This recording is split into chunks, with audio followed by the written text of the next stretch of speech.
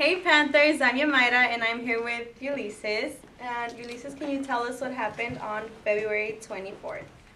Okay, on that Sunday, I was at a pizza party because it was my friend's little sister's birthday, and we went to John's Incredible Pizza for her birthday party. And so we were out in Modesto. Everything was normal. I didn't really think nothing of it until we started coming back. We were on our way back. It was dark. It was the nighttime. So my friend's dad pulled over because he saw a car accident. Well, he didn't see the car accident happen, but he saw the car flipped over and another car just on the side, on the shoulder of the road that was also involved in the accident. So he pulled over, I hopped out of my car, he hopped out, and there was a car behind us also that was with us. I had other people, and that's where Angel Sanchez and Jesse Forrest was. So they hopped out of their car, and we all ran to the car that was flipped upside down. We tried opening the passenger and the driver doors because she was the only one in there, and neither of them would open because I guess the way the car was flipped, it was getting blocked.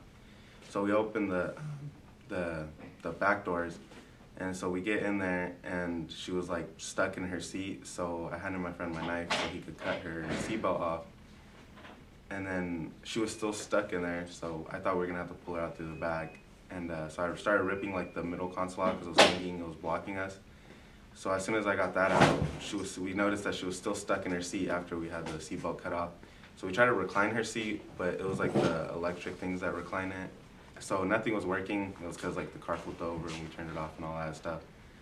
So we weren't really sure what to do, but that's when Jesse got the passenger side door open. So me and Angel ran over there, and Angel's the one who went all the way in there and found out how she got stuck. So he was trying to get her out. He kind of had to like, cause the steering wheel was also stuck. It wouldn't move. And then he kind of had to like break it, I guess. That's how he described it. He had to break it to get her out.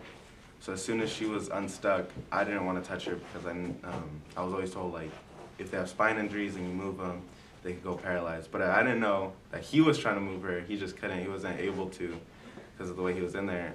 And that's when I noticed that like there was a fire in the back of the car. So I was like, I think I have to move her at this point. So I pulled her out of the car, and then my friend came out, and like he had breathed in like the smoke and all that stuff, but he still was dumb enough to stay in there. And then so we had her all the way out of the car, and then me, him, and some other person that had pulled over picked her up and took her across the street. And by the time we got her across the street, the car was just like a big ball of flames. So we took her down the street because they thought it was gonna like explode or something. So I had to stay with her. And then so I was kind of like just covering her, and then we had called 911 right when we saw that the car was flipped. But even after we had her across the street, it took like 20 minutes for the fire department to get there. And even when they got there, they couldn't put out the fire because they were trying to check on her. And then like another 10, 20 minutes, the paramedics show up. And when the paramedics show up, the firemen, they go put out the fire. But the paramedics were so like understaffed, I guess. They didn't have enough people that we basically all had to stay and help them. And then, so through this whole time, I was talking to her to try to keep her conscious and all that stuff, even though I think she would have been fine because just her right leg was broken. And so when we got her out, that's how my friend's mom had her Facebook, and that's how we came in contact with her. But it was, so they had to take her to a trauma center because of her leg was so bad. And then once we were all done there, we basically just left, and then we didn't have any contact with her till the next couple days. Did you feel scared at any moment, or like when you first saw the accident, did you ever doubt like maybe I shouldn't go? I mean, when I got to the accident, I didn't really think about if I was scared or not. I kind of just saw it, and I went to go. I mean, when I went in there, I didn't initially think like, oh, I'm gonna have to go save someone. I thought, this is an accident, I need to check it out, make sure everything's okay. And then when I saw someone there, you know, and it kind of was just like my second nature. Like I had to do something. I couldn't just watch it. I was the only one there, so.